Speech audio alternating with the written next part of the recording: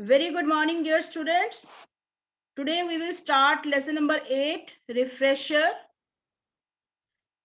इसमें हम आज बनाना योगर्ट शेक बनाना सीखेंगे. Banana you know what is banana? Yogurt means curd, जिसको हिंदी में दही बोलते हो आप. बनाना योगर्ट शेक, बनाना और दही का shake.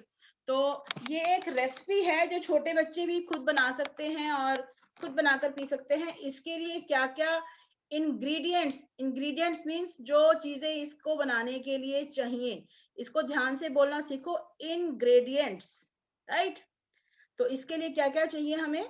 1 cup fresh curd, 1 cup ताजा दही. कर्ड मीन्स दही, इसको योगर्ट भी बोलते हैं. जो गाढ़ा दही होता है उसको योगर्ट बोलते हैं और सिंपल दही को कर्ड बोलते हैं. तो 1 कप आपको फ्रेश कर्ड चाहिए. 3 tablespoon of sugar. Table spoon means big spoon जो होता है, बिग वाला spoon. 3 tablespoon of sugar, 3 table spoon चीनी चाहिए आपको. 1 राइप बनाना मैश्ड. राइप मतलब पका हुआ, कच्चा बनाना नहीं चाहिए आपको, पूरा पका हुआ राइप बनाना चाहिए. मैश्ड मीन्स मसला हुआ, उसको मैश कर देना, उसको पीस सा देना है, मैश कर देना, उसको मसल देना है. 1 cup milk, half tea spoon, ये हाफ लिखा हुआ है, half teaspoon vanilla essence. Vanilla essence मिलता है मार्केट में, छोटी सी बॉटल होती है, उसमें वनीला की खुशबू होती है. जैसे आप वनीला आइसक्रीम खाते हो उसमें स्मेल आती है ना, तो इसकी भी स्मेल वैसी ही होती है. Half teaspoon vanilla essence. A pinch of grated nutmeg. Grated मतलब किसा हुआ, नटमेग होता है जायफल. ये देखो, ये रही फोटो, ये एक तरह का मसाला होता है, ये जायफल बोलते हैं इसको. इसको कद्दूकस से घिस के इसका बारीक सा पाउडर निकलता है. तो चुटकी भर, 1 पिंच आपको वो चाहिए. 1 pinch of grated nutmeg, right. तो कैसे बनेगा ये शेक? क्या लिखा हुआ है यहाँ पर? Combine all the ingredients and blend it in a liquidizer until smooth. तो क्या करना है, इन सारी इंग्रेडिएंट्स को, इन सभी चीजों को कंबाइन कर लेना है एक ही चीज में, और उसको ब्लेंड मतलब पीस देना है उसको लिक्विडाइजर में. लिक्विडाइजर क्या होता है? घर, आपके घरों में मिक्सर ग्राइंडर होता है ना, मिक्सी जिसको बोलते हो आप. मैंगो शेक, बनाना शेक जिसमें बनाते हो, तो उसमें इसको सभी इंग्रेडिएंट्स को डाल के उसको तब तक चलाना है जब तक कि ये स्मूथ ना हो जाए, एकदम नरम और चिकना सा ना हो जाए. जैसे शेक बन जाता है ना, बिल्कुल पिसकर सब कुछ एक जैसा हो जाए. तो क्या क्या चाहिए आपको? 1 cup fresh curd, 3 tablespoon of sugar, 3 बड़े चम्मच शुगर के. 1 राइप बनाना, एक बड़ा बनाना चाहिए, छीलकर उसको छोटे छोटे पीसीस काटकर आप मिक्सी में डाल सकते हो. 1 cup of milk, half teaspoon vanilla essence, pinch of grated nutmeg, और 1 चुटकी घिसा हुआ नटमेग. नटमेग मतलब जायफल, ये देखो ये वाला, राइट. तो इसके लिए आपको टिप दी हुई है, देखो. और नंबर 2 पे देखो, पहले नंबर 2 पे क्या लिखा हुआ है? Pour into 2 glasses and serve immediately. इनको 2 ग्लासेस में डालो और तुरंत सर्व कर दो. इसको रखना नहीं है, इसको आपको तुरंत बनाकर पी लेना है. इसके लिए देखो टिप क्या दी हुई है आपको. Use chilled curd and milk for this recipe. इसके लिए आप ठंडा दही, चिल्ड मतलब बहुत ठंडा, एकदम ठंडा दही और दूध लो इस रेसिपी को बनाने के लिए, तो ये ज्यादा अच्छी बनेगी. तो ये कुछ इंफॉर्मेशन है. इसमें क्या लिखा हुआ है? The cluster of bananas you buy from market is called a hand of bananas. Cluster मतलब गुच्छा. जैसे ग्रुप ऑफ बनानास को क्लस्टर बोलते हैं, किसी भी चीज के ग्रुप को, यू नो ना, जो नाउन्स होते हैं. तो बनानास के बंच को क्लस्टर बोलते हैं. क्लस्टर ऑफ बनानास मतलब बनानास का गुच्छा. यू बाई फ्रॉम मार्केट, जो आप मार्केट से बनानास का गुच्छा खरीदते हो, that is called a hand of bananas, उसको हैंड ऑफ बनानास बोलते हैं. While an individual banana is called a finger. जबकि अगर एक केले की फली, जिसको आप फली बोलते हो ना, केले की फली, सिंगल केले को फिंगर बोलते हैं, finger. The ripe yellow bananas are often called dessert bananas. जो पके हुए पीले रंग के केले लाते हो आप मार्केट से, आपको मालूम है मार्केट में कच्चे केले भी मिलते हैं जो ग्रीन कलर के होते हैं, एकदम से ग्रीन होते हैं, उसकी सब्जी बनती है, लोग उसकी सब्जी बना के खाते हैं घर में, या उसके चिप्स भी बनते हैं, राइट। तो लेकिन जो पके हुए येलो बनानास होते हैं उनको हम डिजर्ट बनाना कहते हैं। डिजर्ट, ये डेजर्ट नहीं है, ध्यान से पढ़ना इसको, it is not desert. Desert होता है रेगिस्तान, DESCRT, उसमें सिंगल एस होता है, वो रेगिस्तान होता है। लेकिन जो हम स्वीट डिश के लिए वर्ड यूज करते हैं that is called dessert, it is not desert. Okay, listen carefully, we will pronounce it dessert, right. So this was the recipe of banana yogurt shake. आप इसको जरूर बनाएंगे घर में, और इसको आप भी पिएंगे और अपनी मम्मी को भी पिलाएंगे, या आपका जो छोटा बहन भाई है कोई, आप उनके लिए भी आप ये काम कर सकते हो। You can make it. Okay, the next topic is mind your manners. We will learn some manners in this chapter. Good manners are very important in our daily life and help us gain respect. Good manners जो होते हैं वो हमारी daily life में बहुत important होते हैं, और वो हमें रिस्पेक्ट, इज्जत कमाने के काम आते हैं। हम उनसे बहुत रिस्पेक्ट हासिल कर सकते हैं। हम किसी के आगे अगर गुड मैनर्स शो करते हैं तो हमें उनसे रिस्पेक्ट मिलती है। Test your manners and match the questions with the correct response by writing letter in the box. आप अपनी मैनर्स को टेस्ट करो और क्वेश्चंस को मैच करो। तो इसमें हम लिखेंगे, देखो क्या लिखना है, What should you say if you wish to walk in front of someone? भी आप क्या बोलोगे अगर आपको किसी के सामने से निकलना हो, अगर आपको किसी के सामने से निकलना है तो आप क्या कहकर निकलोगे उनके सामने से? आप क्या बोलते हो? एक्सक्यूज मी बोलते हो ना, excuse me. What should you say if you wish to walk in front of someone? किसी के सामने से अगर आपको निकलना हो तो आप क्या बोलोगे? Excuse me. ये देखो ये वाला picture, you can see this picture, here it is written excuse me, so this is H part, so we will write H in this box. इस बॉक्स में हम H लिखेंगे, right? Number 2, letting someone use something you are using. Letting someone use, किसी और को use करने देना, something, कोई चीज, किसी को कोई चीज यूज करने देना जिसको कि आप यूज कर रहे हो। आपकी चीज है, आप उसको यूज कर रहे हो, और आप किसी और को अगर अलाउ करते हो उसको यूज करने के लिए तो उसको क्या बोलते हैं? उसको शेयरिंग, शेयरिंग बोलते हैं उसको, ये शेयरिंग। अगर आप अपनी चीज किसी को यूज करने देते हो तो that is called sharing.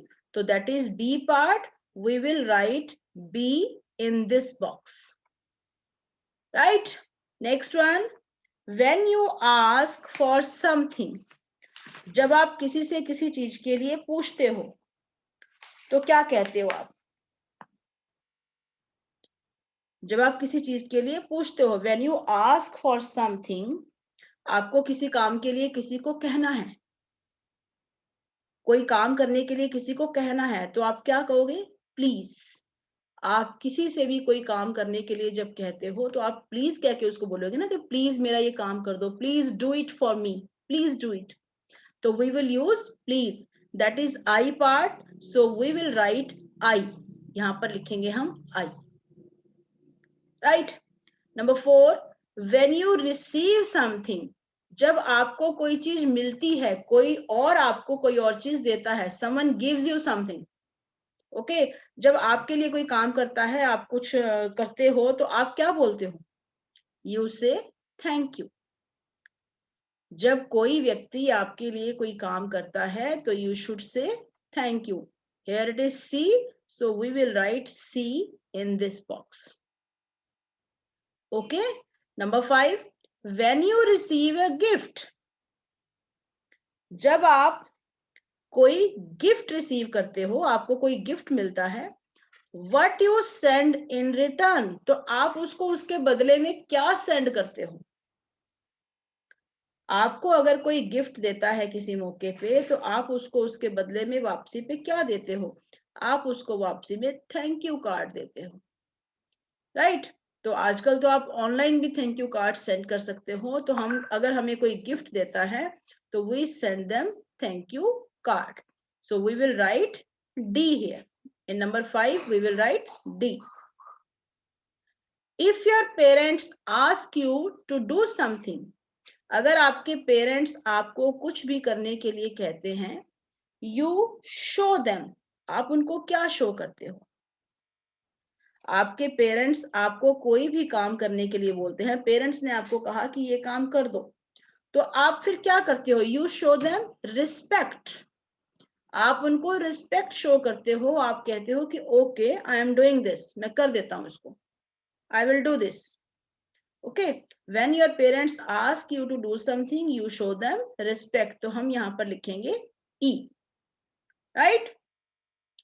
If you make someone else upset और सैड, अगर आप किसी और को अपसेट कर देते हो या सैड कर देते हो, किसी को उदास कर देते हो, किसी का मूड आपकी वजह से खराब हो गया, तो आप क्या कहोगे?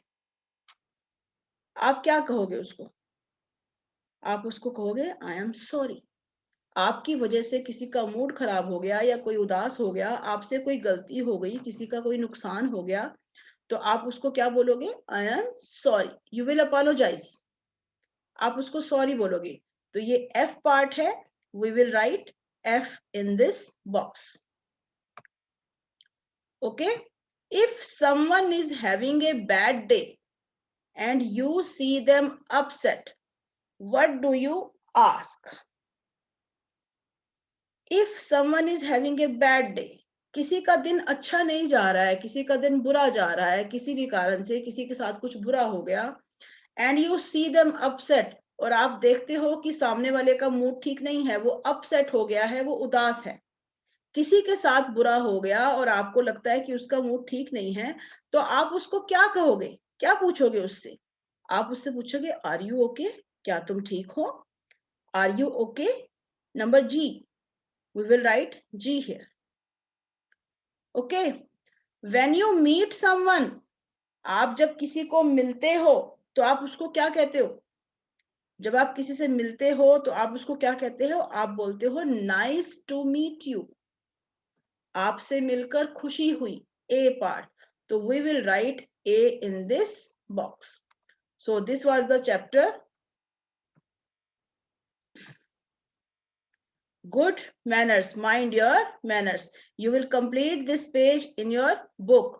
तो 3 magic words are there जिनको हम की अक्सर यूज करते हैं, सॉरी, प्लीज और थैंक यू। ये वर्ड्स हमेशा हमारे मुंह पर होने चाहिए। कोई आपके लिए कुछ अच्छा करता है तो आप उसको एकदम से बोलो थैंक यू, और अगर किसी को आपको किसी को बोलना है किसी काम के लिए तो स्टार्ट इट विद प्लीज, और अगर आपसे कोई गलती हो गई है तो इमीडिएटली उसको सॉरी बोल दो, ठीक है? तो नेक्स्ट चैप्टर है इमोशन योगा। ये देखो आपको मैं पीडीएफ सेंड करूंगी, उसमें आपके ये फिल किए हुए हैं HBICDE, तो आप इसको कंप्लीट कर सकते हो। नेक्स्ट चैप्टर है emotion yoga. Yoga is good for your health, आपकी हेल्थ के लिए बहुत अच्छी होती है, तो थोड़ा बहुत योगा सभी स्टूडेंट्स को करना चाहिए, सभी बच्चों को करना चाहिए। तो क्या होता है emotion yoga? Emotions yoga is calm down yoga, जो कि आपको काम डाउन कर देता है, आपको शांत कर देता है। That can help you manage big emotions, और हम आपके इमोशंस को मैनेज करने में हेल्प करता है। By naturally relating the animal name given to each pose, इसमें जो आपको योगा बताए गए हैं उसमें किसी ना किसी एनिमल नेम का यूज हुआ है,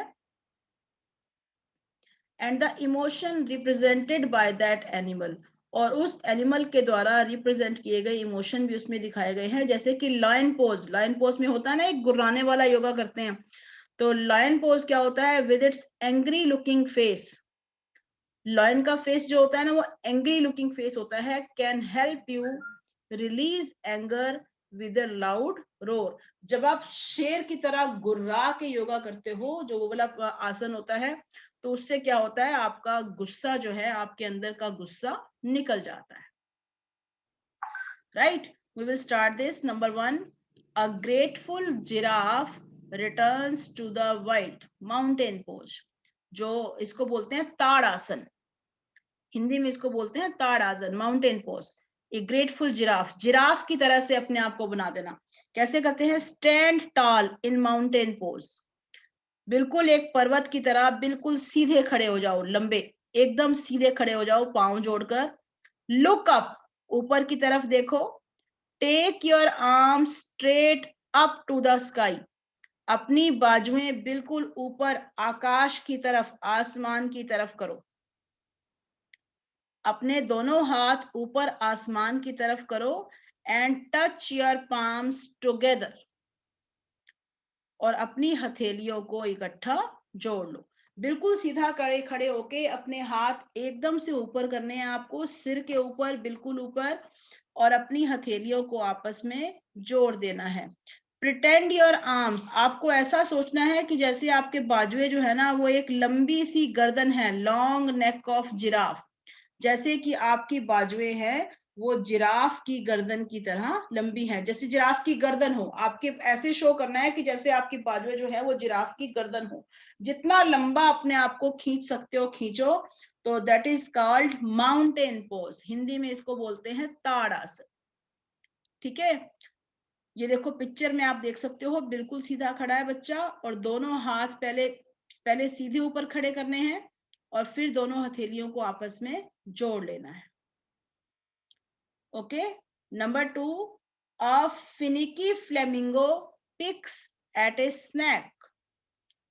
फिनिकी फ्लेमिंगो क्या होता है? फ्लेमिंगो, फ्लेमिंगो जो होता है एक बर्ड होता है। फ्लेमिंगो एक बर्ड होता है। उसको कैसे करना है? स्टैंड ऑन वन लेग, एक टांग पर खड़े हो जाओ, और दूसरी टांग को क्या करना है? Bend the knee of the leg you are not standing on. ये देखो, एक टांग पे खड़े हो जाना है, दूसरी टांग को मोड़ के, जो दूसरा पांव है ना घुटने के पास रख लो, यहाँ पर बिल्कुल सीधा खड़े होके एक टांग पे खड़े हो जाना है, और दूसरे पांव को यहाँ पर घुटने के पास रखना है।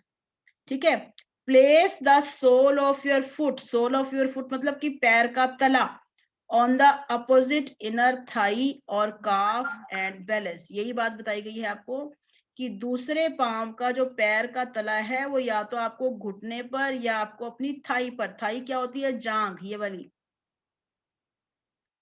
ठीक है, इस पैर को यहाँ पर टिकाओ और अपना बैलेंस बनाओ एक पांव पर खड़े होकर। Pretend to be a flamingo, आपको ऐसे शो करना है जैसे कि आप फ्लेमिंगो बर्ड हो, पिकिंग एट ए स्नैक, कि वो अपना स्नैक उठा रहा है।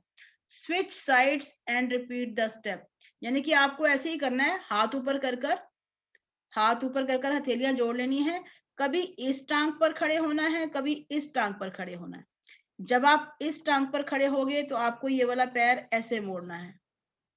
ठीक है, और जब आप इस टांग पर खड़े होगे, ये वाली लेग जब सीधी रख लोगे, तब आपको ये वाली लेग टर्न करनी है इस घुटने के ऊपर या इस थाई के ऊपर। ठीक है, साइड्स बदल बदल के आपको ऐसे शो करना है कि जैसे आप फ्लेमिंगो बर्ड हो। आप एक साइड को थोड़ा सा झुक भी सकते हो, कभी इस तरफ कभी उस तरफ। तो ये एक योगासन है, ट्री पोज, इसको वृक्षासन बोलते हैं हिंदी में। Number 3, a caring koala cuddles her baby tightly. Caring koala, koala क्या होता है? एक एनिमल होता है बियर के जैसा, बियर के जैसा एनिमल होता है, छोटा सा, ट्रीज पर रहता है और लीव्स खाता है, मार्सुपियल होता है ये। केयरिंग कोआला कडल्स हर बेबी टाइटली, भी एक ये बियर जैसा ये कोआला जो एनिमल है ये अपने बच्चे को टाइटली, बहुत जोर से भी पकड़ लेता है। प्यार करते हैं ना, जप्फी डालते हैं बच्चे को, कडल्स, बच्चे को दुलार करना।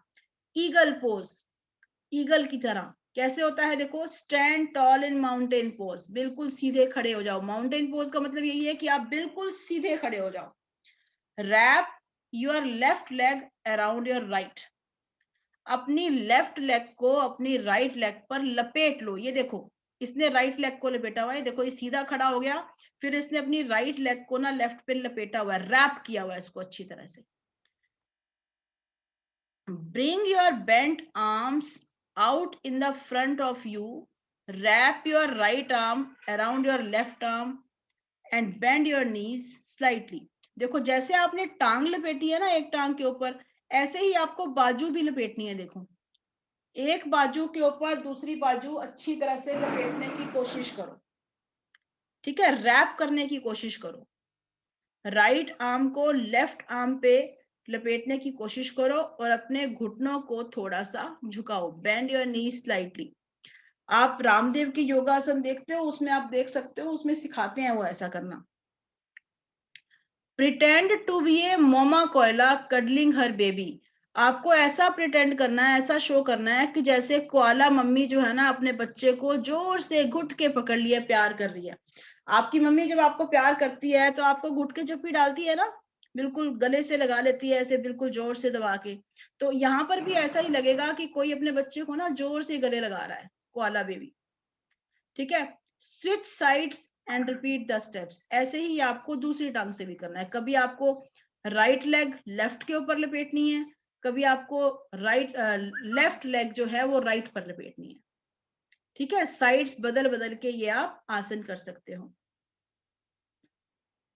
Next, an excited elephant runs to the water hole. Excited elephant, एक एलिफेंट जो है वाटर होल, पानी के होल की तरफ भागता है। Wide legged forward bend. देखो कैसे है, stand toll with legs his width apart. कि सीधे खड़े हो जाओ टांगे खोल के, जितनी टांगे आप खोल के खड़े हो सकते हो ना।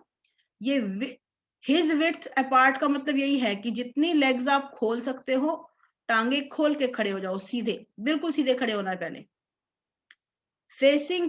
Facing forward and straighten your arms alongside your body. अपनी बाजुएं बिल्कुल सीधी रखनी है और अपनी टांगे जितनी आप खोल के खड़े हो सकते हो वैसे खोल के खड़े हो जाओ। Step your feet out wide, bend your upper body, clasp your hands together and pretend your arms are the trunk of a elephant. आपको क्या करना है, ध्यान से देखो, एक एक स्टेप को पढ़ो ध्यान से। Step your feet out wide, कि अपने पैरों को तो बिल्कुल खुला रखना है। बेंड योर अपर बॉडी, अपनी अपर बॉडी को, ये ऊपर वाली बॉडी जो है, इसको आगे की तरफ झुकाना है। क्लैप्स योर हैंड टुगेदर, अपने हाथों को एक साथ जोड़ लो और ऐसा प्रिटेंड करो कि आपकी बाजुएं जो है ना वो ट्रंक ऑफ ए एलिफेंट, एक हाथी की सूंड है। इसमें हाथ जोड़े नहीं हुए हैं, लेकिन इसमें हाथ जोड़ने को कहा गया है। अपने दोनों हाथ ऐसे एकदम से एक दूसरे के ऊपर रख लो और जोड़ लो, और आपको ऐसे लगेगा कि आपकी बाजुएं जो है ना वो एलिफेंट की सूंड है, ट्रंक ऑफ ए एलिफेंट है। Take your clasp hands up overhead, पहले उसको सिर के ऊपर लेके जाओ, सांस भरनी है अपने अंदर सांस भरनी है और अपने दोनों हाथों को अपने सिर के एकदम से ऊपर लेके जाओ और फिर सांस छोड़ते हुए उसको नीचे लेके आना है, जैसे कि वो एलिफेंट सूंड से पानी पी रहा है किसी तालाब से। सांस लेते हुए ऊपर हाथ रखने हैं, making the exciting sound of an elephant, elephant की तरह साउंड करते हुए। Then bring your collapsed hands down, और अपने उन हैंड्स को नीचे लेके आना है कि जैसे कि हाथी जो है वो पानी पी रहा हो। I will show you in some video, इसका जो प्रैक्टिकल होगा वो मैं आपको दिखाऊंगी इसमें वीडियो में। Number 5, a frustrated frog can't catch a fly. एक फ्रस्ट्रेटेड फ्रॉग जो होता है वो मक्खी नहीं पकड़ सका। स्क्वैट पोज, एक्सरसाइज में स्क्वैट्स करते हैं ना, जो स्क्वैट पोज होता है। Come down to a squat, जिस तरह से ये बच्चा बैठा है ना इसको स्क्वैट पोज बोलते हैं। जिस तरह से ये बच्चा बैठा हुआ पिक्चर में, it is called squat pose. Come down to a squat with your knees apart, अपने घुटने देखो, नीज अपार्ट मतलब नीज जो है वो दूर दूर हैं, खुले हैं।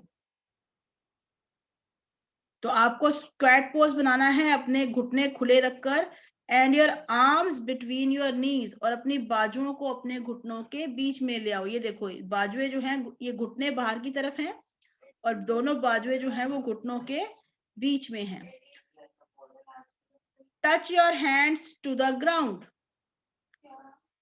अपने हैंड्स को ग्राउंड में धरती पर टच करना है, ये अपने हाथों को धरती पर टच करो। Jump up like a frog, मेंढक की तरह कूदो। Trying to catch a fly, जैसे कि आप एक मक्खी को पकड़ने की कोशिश कर रहे हो, मेंढक कूदता है ना जैसे, तो अपने ऐसे स्क्वैट पोज में बैठ के अपने हाथों को नीचे यहाँ पर जमीन पर रखकर आप ऐसे जंप करो जैसे कि फ्रॉग जंप करता है मक्खी को पकड़ने के लिए। And then come back to a squat position, और उसके बाद अपनी स्क्वैट पोजीशन में वापस आ जाओ। Right, so these was the yogasans